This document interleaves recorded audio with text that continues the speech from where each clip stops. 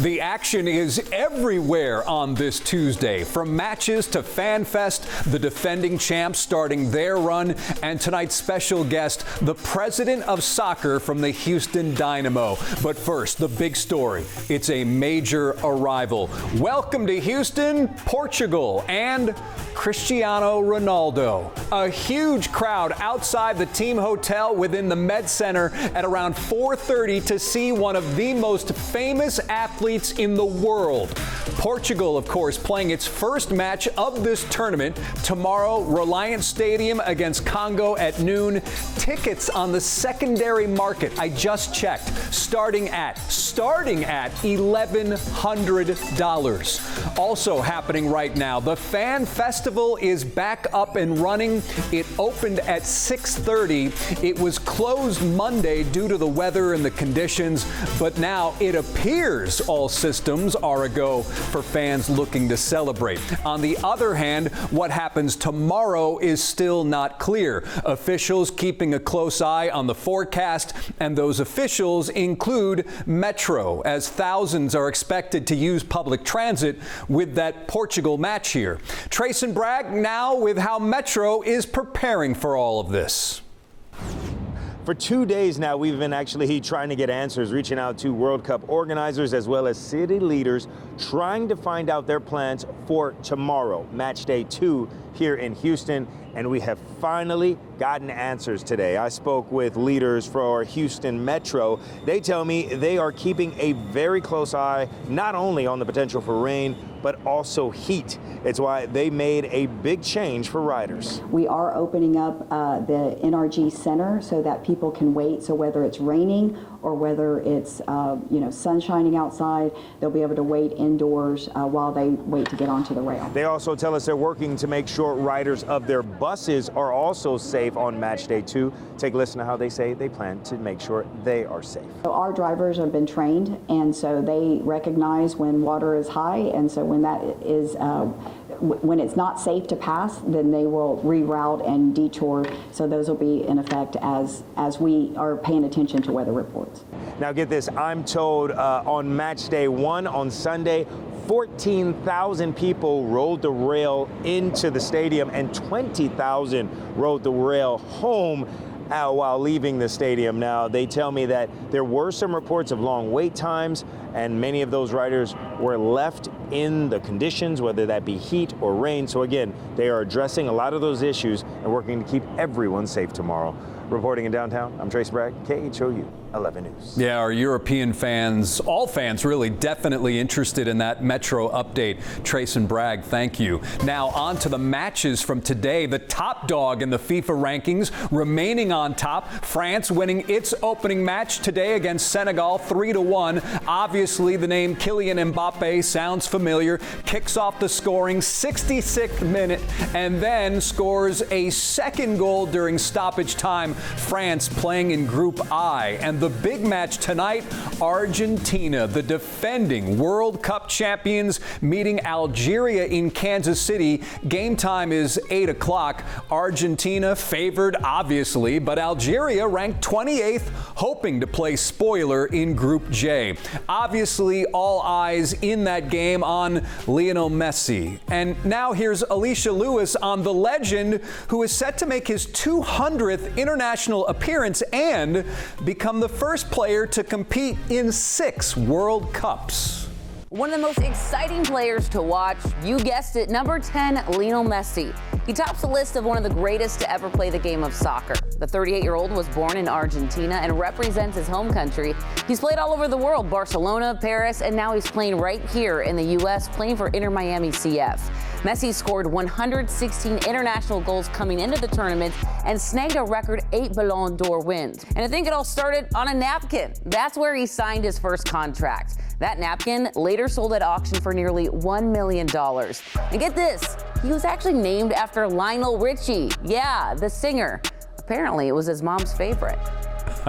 And we've checked. It appears these two have met, so that's good news. And with all of today's headlines out of the way, it's time for the kickoff. A man who once played for the Canadian national team and now constructs the Houston Dynamo. kicking things off with Pat Onstad, president of soccer for Houston Dynamo FC. Pat, World Cup, living up to your expectations yet? Yeah, it's been great. I've never been to a World Cup game, 40 years as a pro involved in the game. So got to go against Germany, Curacao, and that was a lot of fun. I think the big ones were the home teams. Mexico winning 2-0 at home, big start for the tournament. USA, we all were going, how are they going to do? How are they going to perform? Massive result, 4-1, get off to the best start ever. And then my home country 1-1 at home. So yeah. A little disappointing. So right now you're saying the hosts, the host countries, those have been perhaps that's what stood out most to you? Yeah, I think for the U.S. to score 4 goals is, I think, fantastic. I mean, this for them was put a statement. I think people were wondering, are they going to come together? Are they going to gel? You know, Gio Reyna was a big question mark. Is he a guy? Scored a fantastic goal at the outside of his right foot to put it in the corner and kind of seal it at 4. They're in the driver's seat now to get through their group and win their group, which should, set up nicely for the next round. And Pat, following this league-mandated World Cup break, the Dynamo getting back to work. Is the break a blessing or a disruption? A little bit of a disruption. We were on a nice roll heading into the break. The last 8 games, we had 5 wins, 2 losses and a draw. The last 5 games, we'd only given up 4 goals, which was top in the league. So defensively, we've been really solid. But we do need to score more goals. And I think with our team, Yerme, who's off to a fantastic start, and Bogusz, we need to get him off the mark and start scoring for us. So I think we've got the capabilities to do that. That's the positive, probably, of the break. We can work on the attacking side of our game. Is this group where you expected it to be at this point? I think we took a little time to figure out who we were, but I'll give Ben Olsen credit. At this stage, we know who we are. We're a little bit of a low block team transition style of play, and it's been really effective. So I like where we're going with this. Now I think we need to, my job is probably add a couple more pieces. Well, probably one on the defensive end, one on the attack, and see if that can help bolster this team. Now, Houston will play 5 friendly matches in the lead up now to competitive play. What are your hopes for this ramp-up period? Yeah, for us to make sure that we're ready to go on July 22nd, we play DC United here at Shell Energy Stadium. That's the next game, so we want to make sure that we're geared up for that. We wanted to not just play 5 more MLS teams. It kind of makes for a long season. So we play Olympia from Honduras. I believe it's on July 11th. And on July 15th, we play America de Cali at Shell Energy Stadium, both games. So hopefully good crowds and a good start and good lead into our game against DC United. And from a front office perspective, how much scouting actually happens during a World Cup? Yeah, not as much as you think. I think you keep your eye on the trends and who's doing well, and there's some guys, maybe not if they kick off in the World Cup, they're going to be tough to go chase. But certainly guys you want to keep an eye on to see what happens in the next few years as they graduate out of this. But for us, what we're interested in is some of the younger players, Gilberto Mora from Mexico, for example, see how much time he gets, see where he progresses to. But it's an interesting time with the World Cup. These guys are pretty high level. Watch Germany play.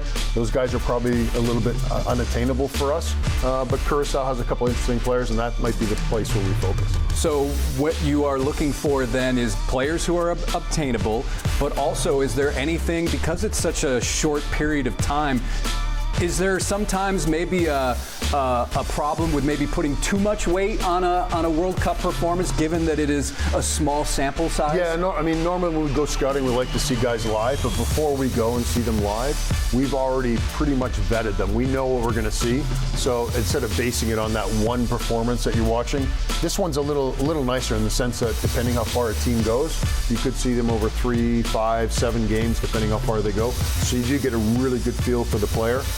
A big thing that we always value, though, is guys that know how to win and do they drive their team. And I'll use basketball one, but Jalen Brunson that's a guy, that's a winner that there's no way that team was going to lose.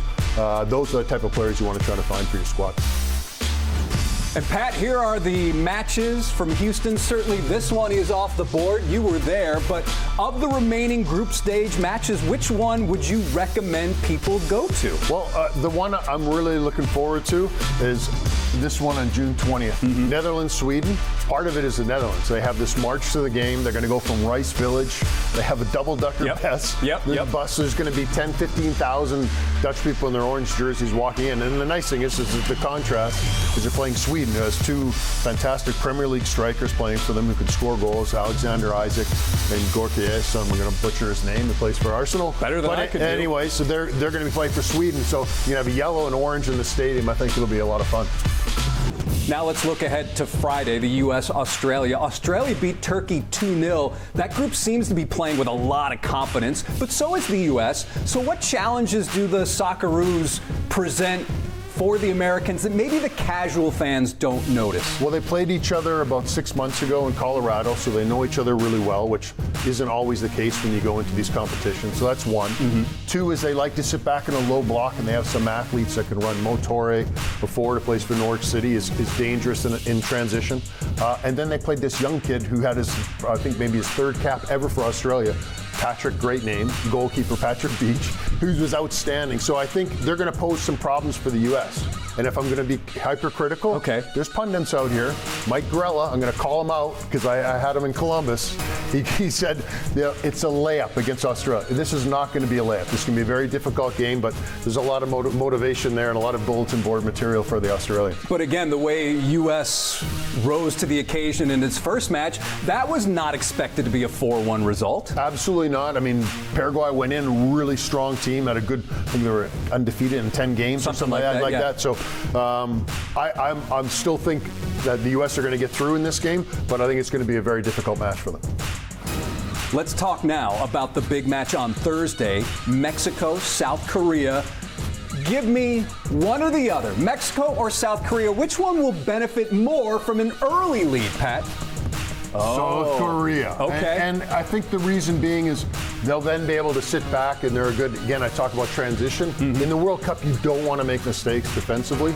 You want to make sure that you stay in these games. If they get a lead, Mexico's going to be pressed. They're at home. They've got to perform at home, and there's a lot of pressure on that team. They'll be able to sit back, and they've got players that can cause problems in transition. And let's wrap up with this. Argentina playing tonight, and what should we expect from Argentina? No, we should expect a comfortable win.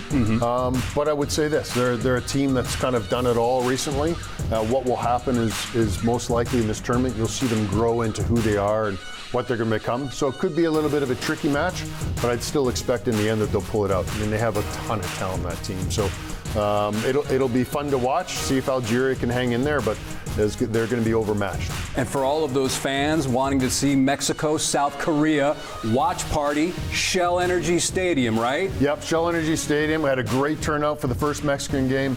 A lot of people there. I think it was 13,000 people in the stadium. Fantastic environment, great place to watch the game. It is, without a doubt. Pat Onstad, president of soccer for the Houston Dynamo. Thanks for being with us on Extra Time. Oh, thanks for having me. And ahead on Extra Time, will he be ready? The star of the U.S. team, Christian Pulisic, the latest on his status ahead of Friday's game in Seattle.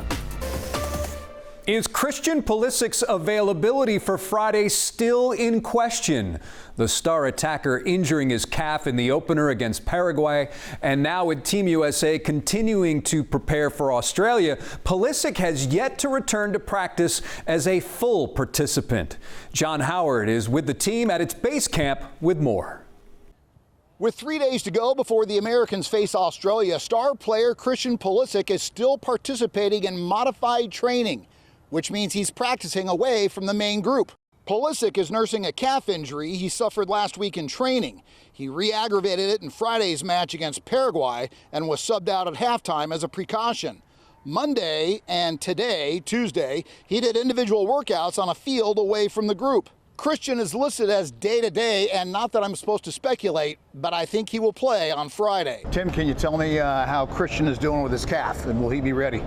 Yeah, I think he's doing well. I think he just got a bit of a knock, but for me, I think things look positive. So, just praying to God that he's 100% for the game. While the team is focused on the Aussies, they continue to keep Friday night's dominant win in perspective. I've been with this team about 10 years now, so I've seen our growth firsthand, and it's really been wonderful. So I'm super excited to see what we do in the tournament. We just have to, stay humble, stay true to our work, love each other, and play for each other.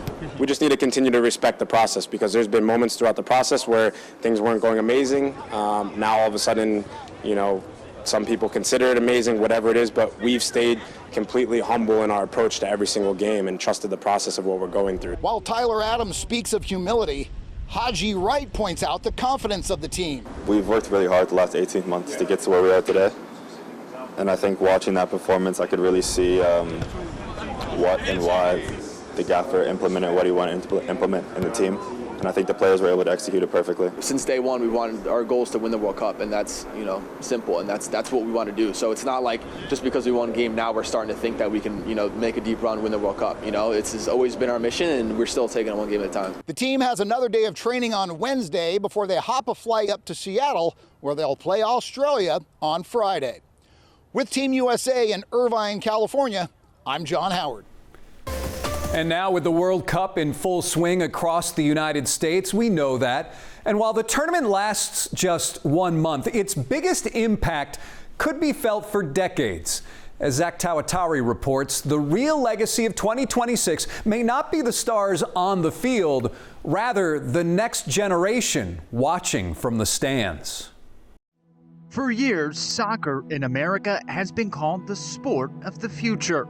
Now, the future is here. With the World Cup coming to the United States this summer, millions of Americans will experience the world's biggest sporting event from their own backyards. And U.S. Soccer believes the opportunity goes far beyond the pitch. We have an opportunity and a responsibility to continue to grow the love and the passion for the sport. For players wearing the crest, this World Cup isn't just about competing. It's about inspiring everyone, from lifelong soccer fans to children who've yet to even pick up a ball. Who will be sitting there potentially watching with their parents and have an opportunity to inspire them to take up the sport. The U.S. hosted the World Cup once before in 1994. That tournament helped launch Major League Soccer and fueled decades of growth. But players believe 2026 could be something even bigger. I think it can finally give soccer the recognition that it deserves in America. Because unlike 1994, America already has a soccer culture. MLS has expanded, youth participation has exploded, and global stars now call the United States home. This summer, the entire soccer world will be watching. To have the World Cup here and be able to really give little kids, give youth players moments to really strive and have something like, you know what, like maybe soccer, maybe football is the pathway. The hope is simple.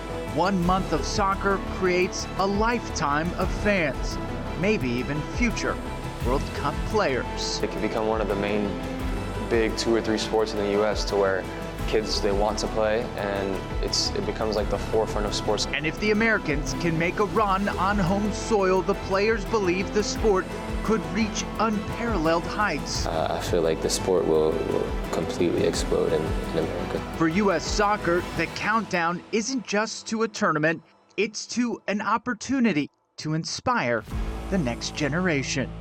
Zach Tawatari, KGU 11 News. And still ahead, a unique club at the University of Houston is finding itself in the World Cup spotlight, and it all starts with a team half a world away. Houston's ties to Saudi Arabia go far beyond the energy industry. They extend to soccer fields, college campuses, and communities across the area. And now with the World Cup here, Troy Kless taking us inside the excitement surrounding Saudi Arabia's run. About Hanini. Donned in the green and white is the Saudi Arabia Student Association at the University of Houston. Honestly, it's an honor to see Saudi Arabia play in Houston. Meet its officers, Ibrahim Al-Sharadi, Abdul Aziz Al-Mizdieh, and Abdullah Al-Subi. Saudiya, which is Saudi Arabia in Arabic.